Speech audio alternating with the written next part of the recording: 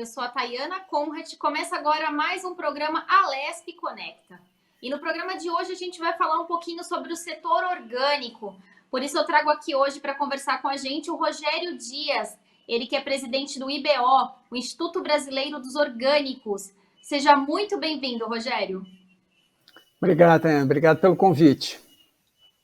Eu que agradeço. E eu acho que para a gente começar esse programa, conversar um pouquinho sobre esse assunto tão importante, eu queria que você contasse para quem está em casa o que é o Instituto Brasil Orgânico. Então, o Instituto era um sonho já de muito tempo, né? O movimento orgânico tem aí mais de 3 décadas que ele vem se estruturando e a gente que está envolvido com isso sempre falou da importância que seria ter uma entidade que pudesse representar o movimento.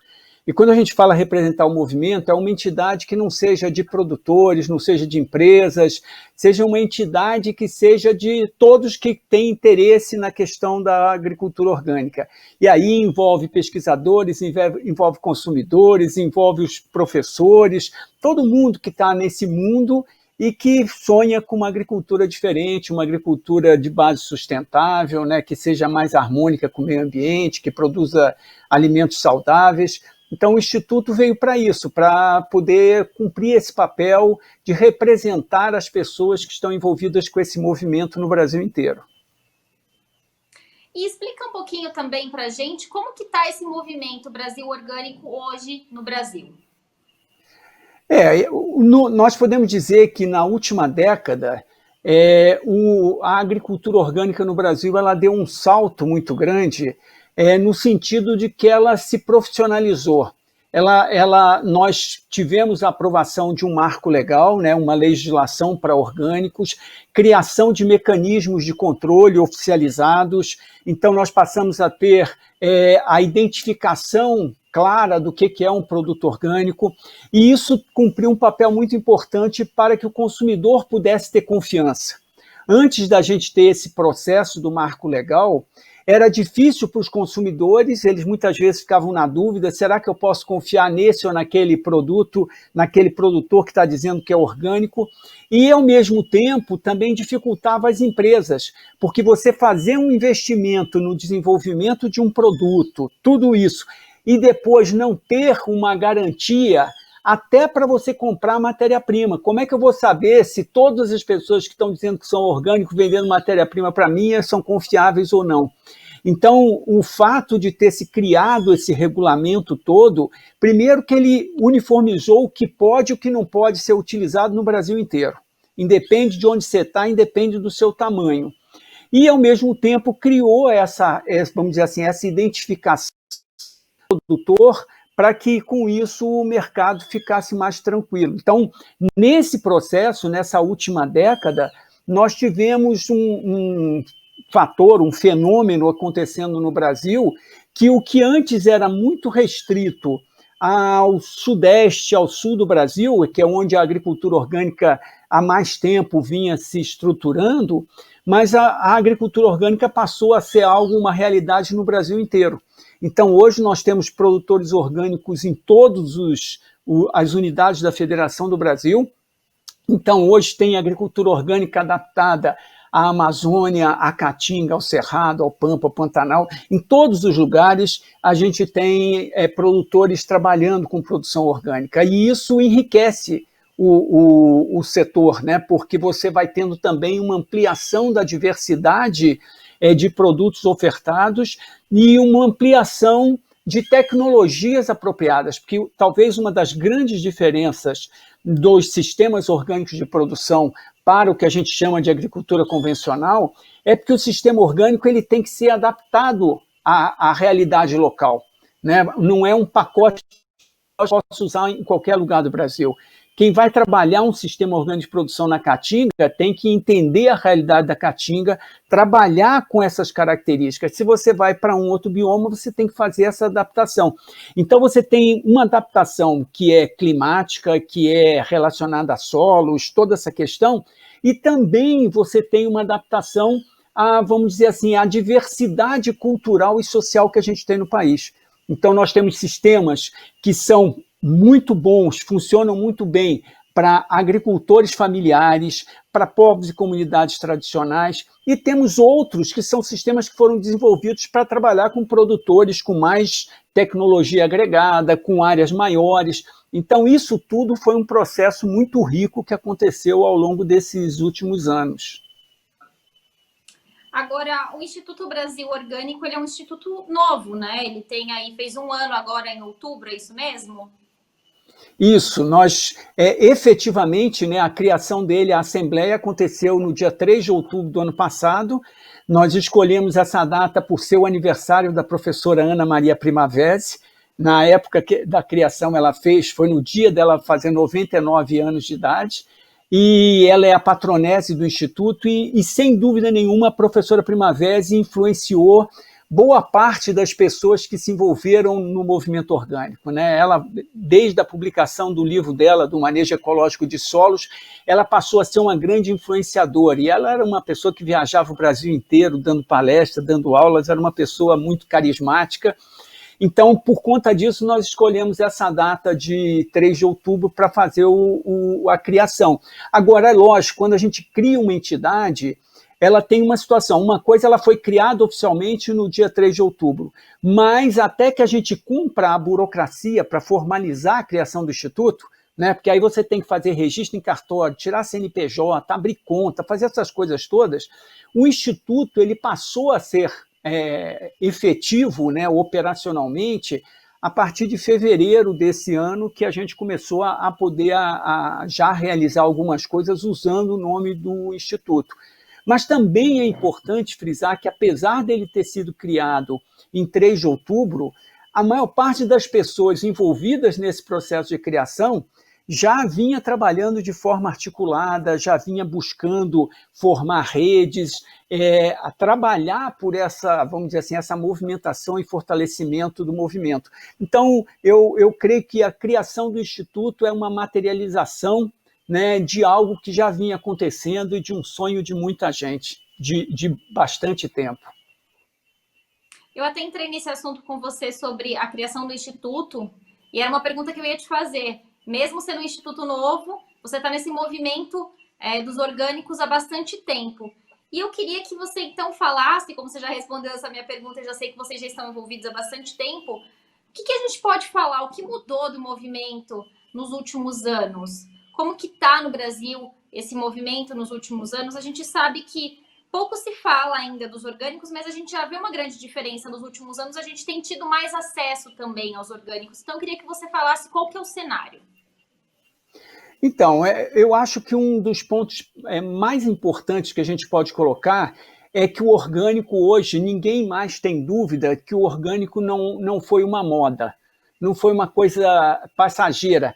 Lá no início, lá nos anos 80, quando a gente começou a criar as primeiras feiras de orgânico, né, eram geralmente coisas muito localizadas. Então, a gente tinha uma feira em Porto Alegre do pessoal da Colmeia, que depois virou a Rede Ecovida. Em São Paulo, depois surge a AO, tem no Rio a Bio, nós tínhamos Chão Vivo no Espírito Santo, a AGE em Brasília. Eram, assim, iniciativas de alguns grupos que iam se organizando, tal, mas era uma coisa assim muito pontual. E aí muita gente falava que isso era uma coisa assim, até de forma meio pejorativa, dizia que isso era coisa de bicho grilo, né? Era coisa do pessoal pode escrever, era coisa ainda do pessoal do movimento hippie, que acreditava numa agricultura fantasiosa, uma coisa assim, e não tinha, muita gente questionava que era um modelo de agricultura que não tinha base científica. Então, eu acho que talvez a maior transformação que a gente pode dizer que aconteceu do que era antes do que é hoje, é isso. Hoje eu acho que ninguém mais, em nenhum nível, questiona que a agricultura orgânica é um fato, é algo consumado no mundo inteiro. Né, ela se consolidou como um modo de produzir diferente, concreto, real, que acontece cada vez mais, e, ao mesmo tempo, consolidou como algo que é desejável pelos consumidores, pela população como um todo. As pessoas estão mais conscientes dos impactos ambientais. A gente tem que lembrar que nos anos 80 quase ninguém falava em meio ambiente, né? A gente começou a ter um destaque para essa questão ambiental aqui no Brasil com a Rio 92, né, que se começou a falar em desenvolvimento sustentável, as relações da atividade humana com os impactos no meio ambiente, mas era uma coisa que não se falava. Então, hoje nós temos uma população que tem mais consciência dos impactos ambientais, hoje nós também temos uma população que é mais consciente da relação entre o que ela come e a sua saúde, né? A gente teve um processo de década de 80, década de 90, em que muito se pensava em ter acesso à comida, né? A quantidade era o importante. E agora as pessoas estão descobrindo que não é isso, né? Que o mais importante é a qualidade, porque a gente começou a ter as epidemias, né, de doenças crônicas, né, de hipertensão, diabetes, todas essas coisas que estão associadas ao seu modo de vida.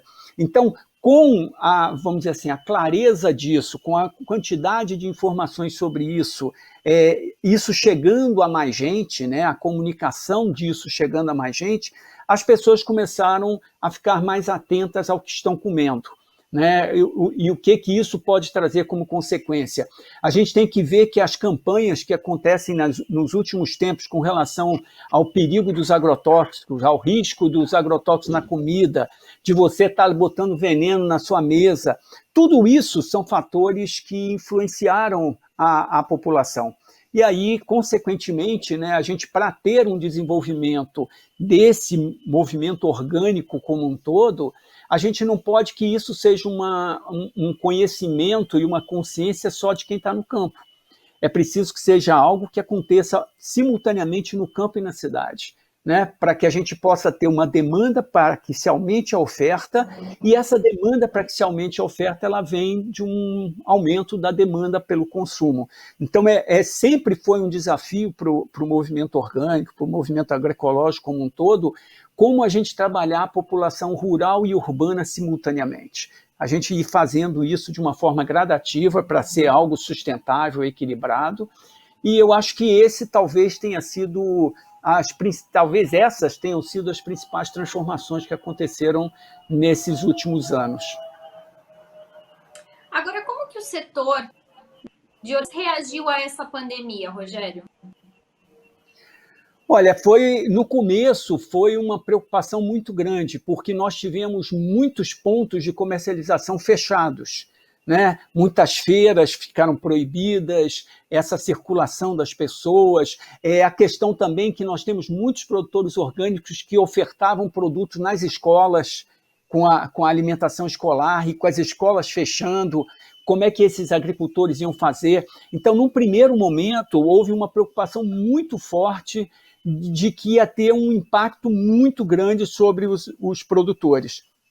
Mas aí, como a doença, a pandemia, é algo que as pessoas entenderam que elas precisavam aumentar a sua imunidade, que a melhor defesa que cada um podia fazer, além de se proteger, de se isolar, tomar essas medidas, né, necessárias, mas era também buscar o fortalecimento da sua defesa interna. Como é que eu posso reagir para que, mesmo que eu pegue a doença, eu não entre num estado crítico? Porque a gente via que algumas pessoas iam para um quadro grave, gravíssimo, até a morte, e outras pessoas a doença passava de uma forma mais simples. Então, as pessoas, por essa, vamos dizer assim, por essa consciência da necessidade de melhorar sua saúde, melhorar sua defesa, começaram a dar mais atenção e mais valor ao que estavam comendo.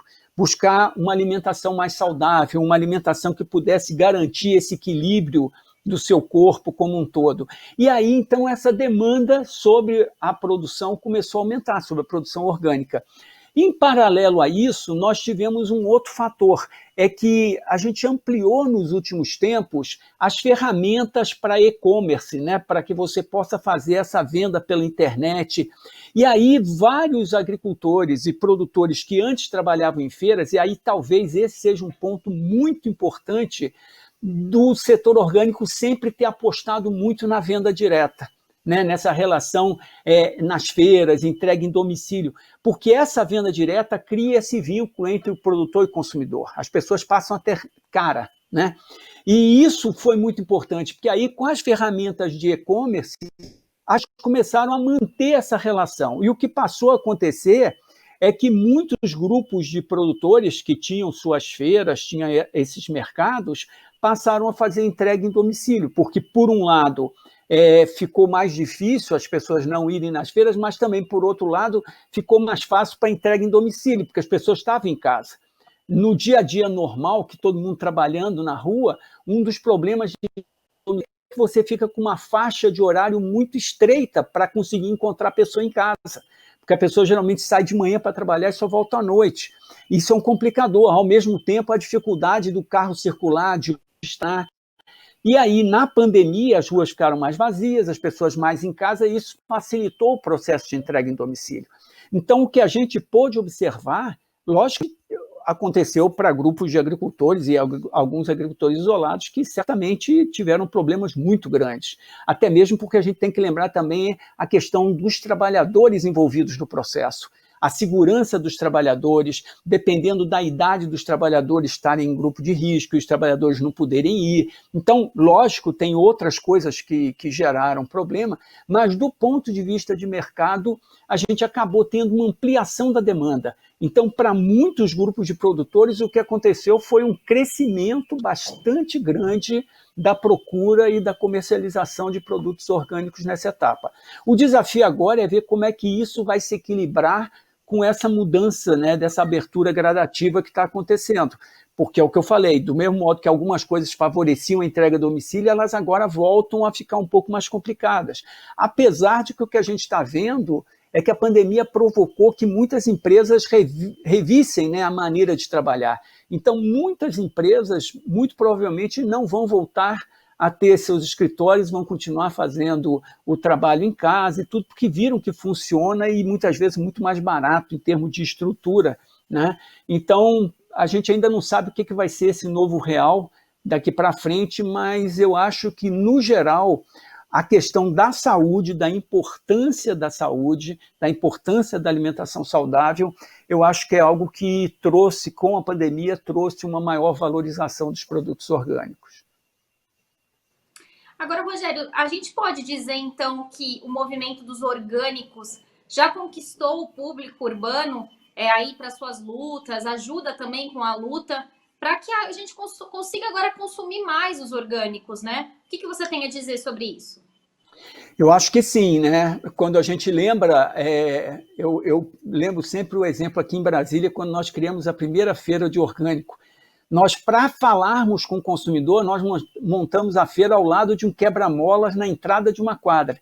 Para o carro ter que parar para passar no quebra-mola, e era hora da gente conversar com as pessoas e tentar mostrar para eles o que a gente estava fazendo, porque ninguém tinha ideia do que era aquilo. Então, assim, hoje a gente tem uma parcela importante da população e principalmente que tem muitos formadores de opinião. Porque hoje a gente também tem que lembrar que a gente tem mecanismos. Antigamente, quando a gente começou a fazer as campanhas de valorização dos produtos orgânicos, que a gente chama Semana dos Alimentos Orgânicos, que nós começamos em 2005, nós tínhamos que fazer eventos que provocassem mídia espontânea, porque a gente não tinha dinheiro para pagar mídia. Então a gente tinha que fazer alguma coisa que atraísse a imprensa para dar visibilidade àquilo. Hoje em dia, a gente tem uma mídia espontânea acontecendo, tem um monte de formadores de opinião, tem um monte de gente que tem um monte de seguidores, então a maneira de fazer essa comunicação mudou bastante. Então isso também é uma coisa que socializou mais esse acesso, né, essa disponibilidade de informação. A gente não fica tão dependente daquela mídia tradicional, daquela mídia, vamos dizer assim, comercial, né? Então, isso facilita, porque muitas pessoas que passaram a ser consumidores, eles começaram a entender, e aí é outro ponto muito importante de ter a relação direta produtor-consumidor, porque aí o consumidor ele começa a entender a preocupação, né? E o que são as dificuldades de quem está no meio rural. Eu vi uma vez uma coisa acontecer numa feira no Rio de Janeiro que para mim ali foi marcante. Foi pouco depois daqueles grandes acidentes que tiveram na região serrana do Rio, né, em Teresópolis, Friburgo, que morreu muita gente, desmoronou tudo, foi uma catástrofe. Um tempo depois, quando a área rural começou a se estabelecer, teve um dia de uma chuva muito forte E eu fui numa feira na Praça Nossa Senhora da Paz, em Ipanema, no Rio, uma feira do Circuito Carioca de Feiras Orgânicas. E eu gosto de ver as feiras para ver como as pessoas se relacionam, como é que o consumidor conversa, o que ele procura, como é. E aí eu fiquei observando vários consumidores falando com o feirante, dizendo assim, puxa, quando eu vi aquela chuva na região serrana, fiquei extremamente preocupado como vocês estavam, o que estava acontecendo, se vocês estavam bem. Quando que as pessoas que fazem compras num supermercado e estão pegando um tomate ou pegando uma alface, estão preocupados com quem está por trás daquele tomate, aquela alface? Então, essa mudança dessa relação direta, produtor-consumidor, que é o que eu falo que passa a dar cara para as coisas, para as pessoas, né? As pessoas passam a entender que por trás de todo produto tem pessoas, tem gente, e essas pessoas têm demandas, têm necessidades. Então, eu acho que essa relação faz com que esse público urbano que adquire uma consciência da importância de ter acesso a esse alimento, ele também começa a absorver a importância das pessoas que estão por trás dessa produção. E aí a gente começa a ter essa interação de pessoas que estão na cidade e começam a apoiar o movimento. E isso, cada vez mais, é estratégico, porque a gente tem que entender que nós somos uma população cada vez mais urbana. Hoje, mais de 85% da população brasileira está na cidade. Então, quem elege os governantes, quem elege os parlamentares, prefeitos, governadores, presidente, deputado federal, senador, vereador, a maior parte dos eleitos vem com votos do público urbano. Então, se nós não tivermos um público urbano, agora mesmo nós temos eleições municipais, é extremamente importante que as pessoas pensem o que o candidato pensa do meio rural. Porque se a gente não cuidar do meio rural, qual é a condição da escola rural, qual é a condição da saúde, das estradas, da infraestrutura, né? A gente falou que é tão importante nessa época essa questão de poder trabalhar com a internet, mas como é que está o acesso à internet no meio rural? A gente às vezes está preocupado com as conexões na cidade, mas não está preocupado se a internet é acessível. Às vezes nem a telefonia celular chegou em várias regiões. Então, é muito importante que haja esse envolvimento, esse compromisso, essa colaboração da comunidade urbana com a comunidade rural, porque aí a gente certamente vai poder ter uma agricultura que tenha muito mais condição de ser sustentável, porque não adianta pensar numa agricultura diferente se nós não pudermos ter essas pessoas que pensam em produzir diferente, que acreditam que é possível fazer diferente. E você tocou num ponto muito importante, né, Rogério? Eu ia até tocar nesse assunto com você também. A gente tem aqui na Assembleia Legislativa parlamentares que defendem a produção orgânica, e eu queria que você falasse da importância, então, da gente ter, então, parlamentares que fazem comissões, que defendem, e que defendem também o crescimento do movimento orgânico no país. Eu estou falando aqui do estado de São Paulo, mas seria interessante a gente falar do cenário num todo. A gente sabe que ainda tem poucas políticas públicas nesse sentido, né? Então, e a gente tem muita coisa para ser feita, porque a gente tem desde essas medidas que a gente poderia considerar coisas básicas, que é, por exemplo, a infraestrutura rural. Como é que estão as estradas rurais? Como é que tem a coleta de lixo? A gente tem coleta de lixo urbano, mas como é que faz no meio rural? Aí é absurdo a gente ver regiões que você vê aquele monte de lixo jogado na estrada, jogado em coisa, porque não tem alternativa. Para onde vai levar? O que vai fazer com aquilo? Vai queimar? Continuar produzindo gases tóxicos, um monte de coisa, porque antigamente era isso, o lixo que não vai se decompor, você bota fogo. Então, assim, a gente tem uma realidade que é muito importante, a sensibilidade dos parlamentares, das pessoas, do pessoal que está no legislativo, de entender que está na mão deles, seja na hora de fazer uma legislação que se preocupe, por exemplo, com a qualidade da escola rural, que se preocupe com a qualidade da saúde. Lembre que o meio rural também precisa de diversão, precisa de arte. Então, às vezes, as pessoas dizem assim, porque nós temos um problema seríssimo no meio rural, que é o álcool, o alcoolismo. Aí você tem que pensar o seguinte, qual é a alternativa de diversão que muitas vezes se deu para essa comunidade rural? É ir para uma birosca, um botequinho e ficar lá bebendo com os amigos, porque não tem outra opção. Então, a gente precisa de opção de esporte, opção de lazer. Como é que a gente vai querer que o jovem fique no campo? Aí, de novo, eu falo da questão do acesso à internet, acesso à telefonia, porque o jovem, do mesmo modo que o jovem da cidade gosta de ficar jogando no computador, gosta de ter essa interação nas redes sociais, o jovem rural também. E se ele não tem esse meio de fazer isso no meio rural, ele é meio induzido a sair do campo, embora. E aí a gente vê o grande problema que a gente tem no mundo inteiro, que é o envelhecimento do meio rural, né, o envelhecimento da população rural. Então, como é que nós vamos ter continuidade desse processo, dessa agricultura que a gente quer, agricultura que tem gente por trás? Porque se a gente não fizer isso, a gente vai acabar ficando com meia dúzia de espécies que possam ser produzidas em larga escala, mecanizado, com pouquíssimas pessoas envolvidas. Mas nós vamos estar perdendo a diversidade da alimentação, e aí tudo aquilo que a gente falou da saúde associada ao que a gente come, né? E junto, não só a questão da saúde, a gente perde cultura, porque essa diversidade de alimentos, ela é parte importantíssima da nossa cultura, né? O que a gente tem da culinária, que é uma expressão maior da cultura das diferentes regiões, está associada ao que você come, ao que você põe na mesa. Então, tem essa relação e é importante que as pessoas que estão no legislativo entendam isso. Nós precisamos trabalhar para ter condições no meio rural, condições de vida decente, então passa por isso tudo, e logicamente nós também precisamos ter preocupação com como está se formando os profissionais que vão para o campo, quem são os professores que vão para o campo e qual é o currículo. Muitas vezes o currículo que está sendo usado na escola rural é um currículo que foi desenvolvido na cidade. Os exemplos não têm nada a ver com a realidade daquelas crianças que estão ali no campo. E a gente está falando de realidade de criança, a gente teria que pensar também nessa realidade cultural, porque a realidade do campo do Rio Grande do Sul é diferente da realidade do campo na Caatinga do Ceará, ou na Caatinga de Pernambuco, da Paraíba, ou é diferente totalmente da realidade da criança que está no meio da Amazônia, que vive lá nas comunidades ribeirinhas e tudo mais.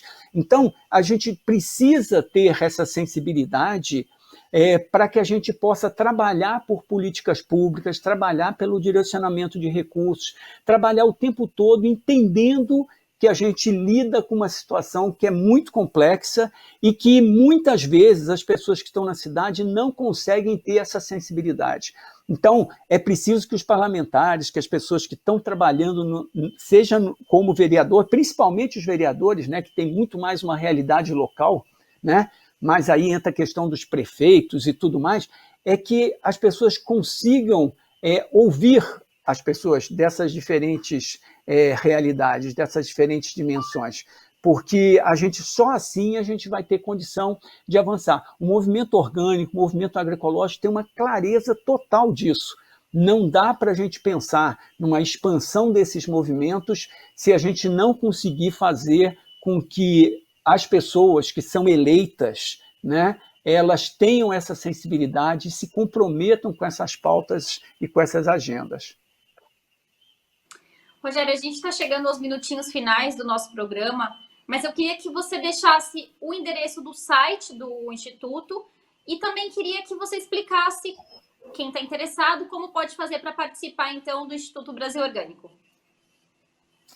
Então, as pessoas podem acessar o nosso site, nossas redes sociais, Facebook, YouTube, nós temos feito muitas lives com temas muito interessantes. Quem entrar no YouTube, no Instituto Brasil Orgânico, pode acessar todas elas, mesas com diversos temas, alguns temas mais focados para o meio urbano, outras mais para o meio rural, outras que são de interesse de todo mundo. Mas se você entrar no nosso site, que é institutobrasilorgânico.org, lá tem a história do movimento orgânico, tem os nossos princípios, tem o planejamento estratégico, tem nosso estatuto e tem lá como você vem fazer parte desse movimento, como é que você que quer se engajar pode vir. E aí o Instituto ele tem uma coisa meio inovadora, que nós temos 2 figuras de associados. A nossa ideia era que as pessoas não deixassem associar sempre porque estão numa condição financeira que não podem contribuir. Então, nós temos a figura dos associados mantenedores, que esses se comprometem a colaborar financeiramente para que o Instituto possa executar suas atividades, mas nós temos também a figura dos associados colaboradores, que não precisam contribuir financeiramente. Podem contribuir com informação, com pesquisa de opinião, com divulgação das campanhas, podem participar do movimento da maneira como eles tiverem condições, né, de contribuir. O importante é que as pessoas venham, porque ela acompanhando o Instituto, acompanhando o que acontece, ela vai estar bem informada do que está acontecendo. quais são os pontos. Por exemplo, a articulação no momento em que a gente precisa fazer uma pressão junto ao Congresso, porque está se votando uma lei que pode ser problemática para o setor ou pode ser ótima para o setor. Como é que a gente faz para mobilizar a sociedade naquele momento para fazer uma pressão certa, no ponto certo? E também, muitas vezes, é essa possibilidade de articular para que as pessoas também não fiquem achando que tudo vai acontecer no âmbito federal. Quando a gente fala de um Instituto Brasil, um Instituto Nacional, às vezes as pessoas imaginam que a nossa ideia a atuação é tudo Brasília, né? As políticas nacionais, as leis nacionais, mas não. Muitas das atividades importantes para o setor vão acontecer lá na base, no município. Então, é uma forma da gente também informações, mostrar o que está dando certo em diferentes locais, e aí eu acho que isso vai ser a riqueza. O Instituto vai ser tão forte quanto maior for a participação e maior a diversidade das pessoas que compõem o Instituto.